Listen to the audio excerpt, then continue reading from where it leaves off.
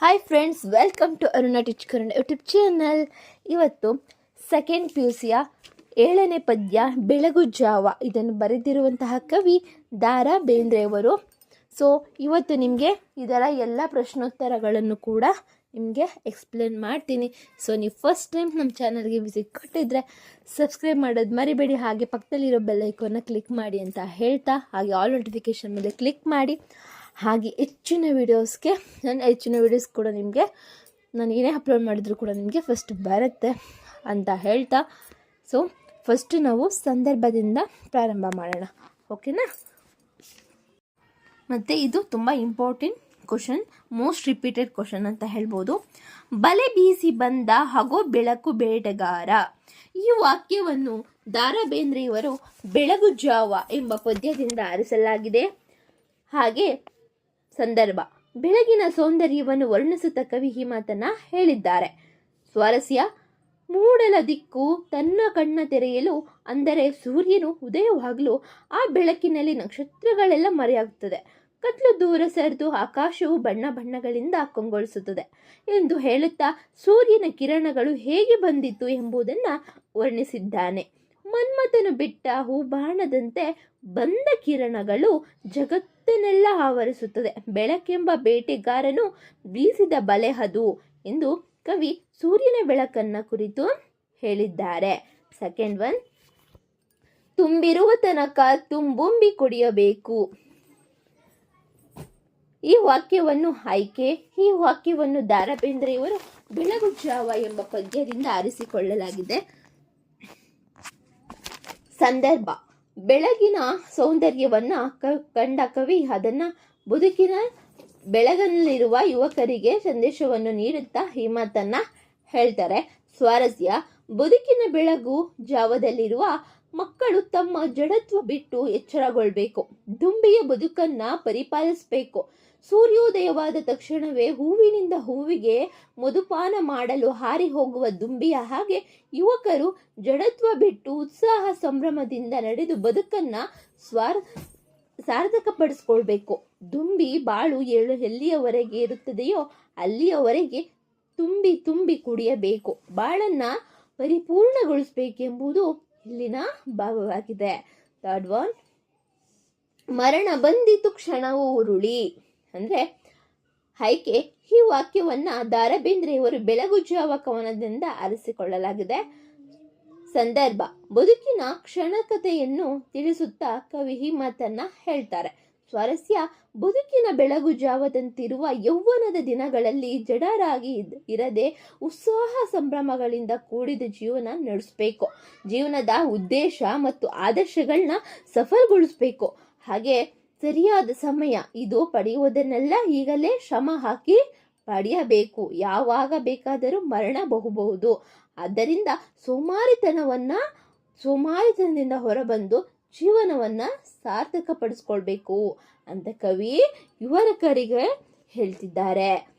ಅಂದ್ರೆ ನಿಮ್ಗಳಿಗೆನೆ. ಬರಲುಂಟೆ ಸುಗ್ಗಿ ಮತ್ತೆ, ಅಂದ್ರೆ ಕಳೆದು ಹೋದ ಕಾಲ ಮತ್ತೆ ಬರುತ್ತಾ ಅನ್ನೋ ಒಂದು ರೀತಿಯಲ್ಲಿ ಬರಲುಂಟೆ ಸುಗ್ಗಿ ಮತ್ತೆ ಅಂತ ಹೇಳ್ತಿದ್ದಾರೆ. ಆಯ್ಕೆ, ಈ ವಾಕ್ಯವನ್ನ ದ.ರಾ ಬೇಂದ್ರೆಯವರು ಬೆಳಗು ಜಾವ ಕವನದಿಂದ ಆರಿಸಿಕೊಳ್ಳಲಾಗಿದೆ. ಸಂದರ್ಭ, ಯುವ ಜನಾಂಗ ಉತ್ಸಾಹ ಸಂಭ್ರಮದಲ್ಲಿರಬೇಕಾದ ಸಮಯ ಯೌವನದ ಕಾಲ. ಸ್ವಾರಸ್ಯ, ಈ ಕಾಲ ಒಮ್ಮೆ ಬರುತ್ತದೆ ಹೊರತು ಮತ್ತೆ ಮತ್ತೆ ಬಾರದು. ಬದುಕಿನ ಬೆಳಗು ಜಾವವಾಗಿರುವ ಈ ಯೌವನವನ್ನ ಪಡ್ಕೊಳ್ಬೇಕು. ಜೀವನವನ್ನ ಸಾರ್ಥಕಗೊಳಿಸ್ಕೋಬೇಕು. ಈ ಯೌವನದ ಸುಗ್ಗಿ ಮತ್ತೆ ಬರೋದಿಲ್ಲ ಅಲ್ವಾ? ಹಾಗೆ ಇಲ್ಲಿನ ಅರ್ಥವಾಗಿದೆ. ಪ್ರಕೃತಿ ಸೌಂದರ್ಯವೆಂಬುದು ನಿತ್ಯ ನೂತನವಾಗಿರ್ತದೆ. ಪ್ರತಿ ವರ್ಷವೂ ಹೊಸತನ ಪ್ರಕೃತಿಯಲ್ಲಿ ಇರ್ತದೆ. ಆದ್ರೆ ಮಾನವನ ಬದುಕಿನಲ್ಲಿ ಹೋದ ಯೌವನದ ಕ್ಷಣಗಳು ಮತ್ತೆ ಬಾರಲಾರದು. ಯುವಕರು ಈ ಸಂದರ್ಭವನ್ನ ಸಾರ್ಥಕಗೊಳಿಸ್ಕೊಳ್ಳಿ ಅಂತ ಕವಿಯವರು ಸಂದೇಶ ನೀಡ್ತಿದ್ದಾರೆ. ಆ್ಯಂಡ್ ಇದು ತುಂಬ ಇಂಪಾರ್ಟೆಂಟ್ ಕ್ವಶನ್ ಆ್ಯಕ್ಚುಲಿ. ಇದು ಮುಳುಗಿರಲಿ ಮುಪ್ಪು ಚಿಂತನೆದಿ. ಅಂದರೆ ನೀವು ವಯಸ್ಸಾದಾಗ ಚಿಂತೆ ಆವಾಗ ಬೇಕಾದ್ರೆ ಮಾಡೋರಂತೆ, ಇವಾಗ ಯಾವ ಚಿಂತೆನೂ ಮಾಡಬೇಡಿ, ಜೀವನದ ಕಡೆ ಗಮನ ಕೊಡಿ ಅಂತ. ಇವಾಗ ಏನಿದೆ ಆ ಬದುಕನ್ನು ಸಾರ್ಥಕಗೊಳಿಸ್ಕೊಳ್ಳಿ, ಉಪಯೋಗಿಸ್ಕೊಳ್ಳಿ ಅಂತ ಹೇಳ್ತಿದ್ದಾರೆ. ಆಯ್ಕೆ, ಈ ವಾಕ್ಯವನ್ನ ದಾರಾ ಬೇಂದ್ರೆಯವರ ಬೆಳಗು ಜಾವ ಎಂಬ ಪದ್ಯ ಭಾಗದಿಂದ ಆರಿಸಿಕೊಳ್ಳಲಾಗಿದೆ. ಸಂದರ್ಭ: ಹರೆಯದ ಕಾಲವನ್ನು ಚಟುವಟಿಕೆಯಿಂದ ಇದ್ದು ಸಾರ್ಥಕಗೊಳಿಸಿ ಎಂದು ಹೇಳುತ್ತಾ ಕವಿ ಹಿಮ್ಮತ್ತನ್ನ ಹೇಳ್ತಾರೆ. ಸ್ವಾರಸ್ಯ: ಪ್ರಕೃತಿ ವರ್ಷವೂ ಹೊಸದಾಗಿ ಕಾಣಿಸುತ್ತದೆ. ಮರ ಗಿಡ ಚಿಗುರುತ್ತದೆ. ಆಕಾಶ ನಿತ್ಯವೂ ಕಾಂತಿಯಿಂದ ಕೂಡಿರುತ್ತದೆ. ಆದರೆ ಮಾನವನ ಬದುಕಿನಲ್ಲಿ ಒಮ್ಮೆ ಬಂದ ಯೌವನ ಮತ್ತೆ ಬಾರದು. ಚಿಂತನೆಯನ್ನೆಲ್ಲ ಮುಪ್ಪಿಗೆ ಮೀಸಲಿರಿಸಿ ಹರೆಯದ ಬದುಕನ್ನು ಉತ್ಸಾಹ ಸಂಭ್ರಮದಿಂದ ಇದ್ದು ಸಾರ್ಥಕಪಡಿಸ್ಕೊಳ್ಬೇಕು ಎಂಬುದು ಕವಿಯ ಅಭಿಪ್ರಾಯವಾಗಿದೆ. ಸೊ ಇವಾಗ 1 ಮಾರ್ಕ್ ನೋಡೋಣ. ಜಿನ್ನೊಣದ ಎದೆಗೆ ಹೂಬಾಣ ಹೂಡಿದವ್ರು ಯಾರು? ಮಾರ. ಯಾರು ಹೇಳಿ? ಮಾರ. ಬೇಟೆಗಾರ ಯಾರು? ಸೂರ್ಯ. ಸೂರ್ಯನೇ ಬೇಟೆಗಾರ. ಹುಸಿನಿದ್ದೆ ಸಾಕು ಎಂದು ಕವಿ ಯಾರಿಗೆ ಹೇಳ್ತಾರೆ? ಮಕ್ಕಳಿಗೆ ಹೇಳ್ತಾರೆ. ಯಾರಿಗೆ? ಮಕ್ಕಳಿಗೆ. ಯಾವುದಕ್ಕೆ ಸೆಳೆಯುವುದೆಂದು ಕವಿ ಹೇಳ್ತಾರೆ? ಜೀವನದ ನದಿಗೆ ಸೆಳೆಯುವುದೆಂದು ಕವಿ ಹೇಳ್ತಾರೆ. ಕವಿಯ ಪ್ರಕಾರ ಯಾವುದು ಮತ್ತೆ ಚಿಗುರುತ್ತದೆ? ಮರ. ಇಟ್ಕೊಳ್ಳಿ, ಮರ. ಯಾವುದು ಚಿಂತನದಿ ಮುಳುಗಿರಲಿ ಎಂದು ಕವಿ ಆಶಿಸ್ತಾರೆ? ಮುಪ್ಪು. ಚಿಂತನದಿ ಮುಳುಗಿರ್ಲಿ ಎಂದು ಆಶಿಸ್ತಾರೆ. ಆಗ ವಯಸ್ಸಾದಾಗ ಏನು ಕೂಡ ನಮ್ಮ ಕೈಲಿ ಆಗಲ್ಲ ಮಾಡಲಿಕ್ಕೆ. ಸೊ ಆವಾಗ ನಾವು ಆ ಒಂದು ಏಜಲ್ಲಿ ಮುಪ್ಪಲ್ಲಿ ನಾವು ವಯಸ್ಸಾದಾಗ ನೀವು ಆರಾಮಾಗಿ ಯೋಚನೆ ಮಾಡ್ಕೊಂಡು ಕೂತ್ಕೊಳ್ಳಿ.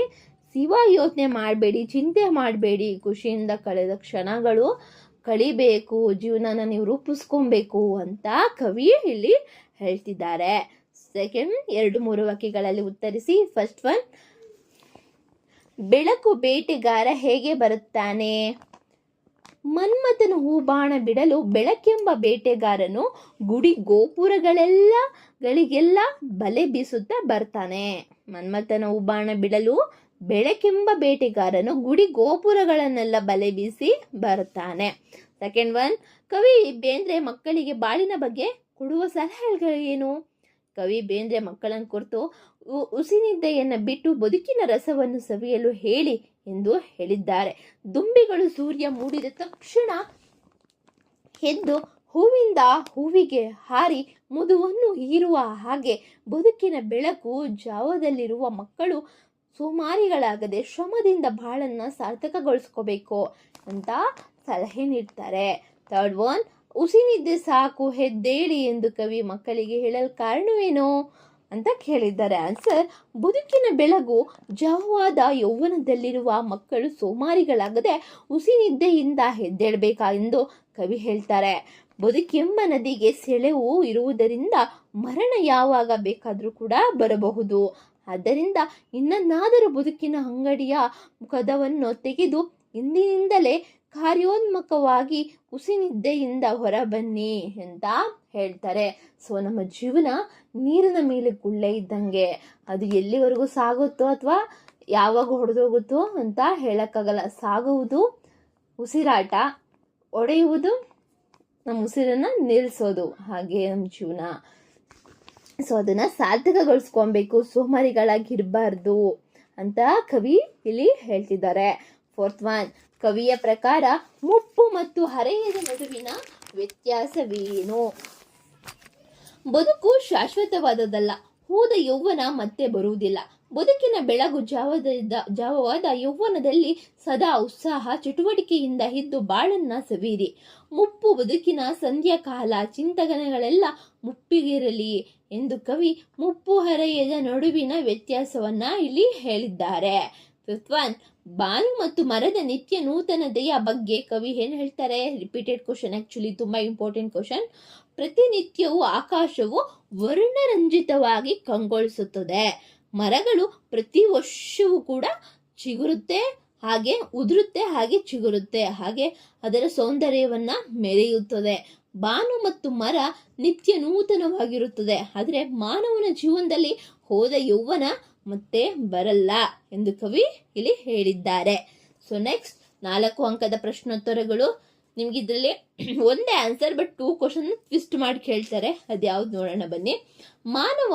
ಮಾನವನ ಜೀವನದ ಸಾರ್ಥಕತೆಯನ್ನು ಎಲ್ಲಿದೆ ಎಂದು ಕವಿ ಬೇಂದ್ರೆ ಹೇಳ್ತಾರೆ ಅಂತ ಹಿಂಗಾದ್ರೂ ಕೂಡ ಹೇಳಬಹುದು ಅಥವಾ ಕೇಳಬಹುದು. ಅಥವಾ ಬೆಳಗು ಜಾವ ಕವನ ಮೂಲಕ ಕವಿ ಬೇಂದ್ರೆ ಹೇಳಿರುವ ವಿಚಾರಗಳು ಯಾವುವು ಅಂತಲೂ ಕೂಡ ಕೇಳ್ಬೋದು. ಆ್ಯಕ್ಚುಲಿ ನಾನು ಸೆಕೆಂಡ್ ಒಂದು ಏನು ಕ್ವಶನ್ ಕೇಳ ತುಂಬ ಇಂಪಾರ್ಟೆಂಟ್, ಬಟ್ ಅವು 2 ಕ್ವಶನ್ ಯಾವುದೇ ಕೇಳಿದ್ರು ಇದೇ ಆನ್ಸರ್ ಬರಿಬೇಕು. ಓಕೆನಾ. ನಿಸರ್ಗದ ರಮ್ಯತೆಯನ್ನು ವರ್ಣಿಸುತ್ತಲೇ ಬದುಕಿನ ಸಾರ್ಥಕತೆಯ ಬಗ್ಗೆ ಕವಿ ಬೇಂದ್ರೆಯವರು ಹೇಳಿದ್ದಾರೆ. ದಿನದಲ್ಲಿ ಬೆಳಗು ಜಾವ ಎಂಬುದು ಅತ್ಯಂತ ಉತ್ಸಾಹ ಉಲ್ಲಾಸದ ಸಂದರ್ಭ. ಹಾಗೆಯೇ ಬದುಕಿನ ಬೆಳಗು ಜಾವವಾದ ಯೌವನದಲ್ಲಿರುವವರು ಉತ್ಸಾಹ ಉಲ್ಲಾಸದಿಂದ ಕಾರ್ಯೋನ್ಮುಖವಾರಾಗಬೇಕು. ಜಡತನವನ್ನು ಬಿಟ್ಟು ಚಟುವಟಿಕೆಯಿಂದ ಇದ್ದು ಜೀವನವನ್ನ ಸಾರ್ಥಕಗೊಳಿಸ್ಕೋಬೇಕೆಂದು ಹೇಳಿದ್ದಾರೆ. ಬದುಕೆಂಬ ನದಿಗೆ ಸೆಳೆವುಗಳಿವೆ. ಸಾವು ಯಾವ ಕ್ಷಣದಲ್ಲಾದ್ರೂ ಕೂಡ ಬರಬಹುದು.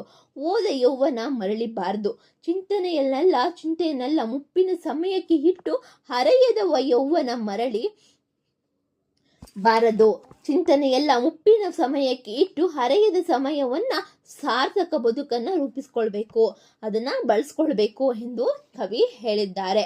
ದುಂಬಿಗಳು ಬೆಳಗಾಗಿ ಎದ್ದು ಹೂವಿಗೆ ಹಾರಿ ಮಧುಪಾನ ಮಾಡುವ ಹಾಗೆ ಯುವ ಜನಾಂಗ ಸಂಭ್ರಮದಿಂದ ಇದ್ದು ಸಾರ್ಥಕ ಜೀವನ ನಡೆಸಲಿ ಎಂಬುದು ಕವಿಯ ಆಶಯವಾಗಿದೆ.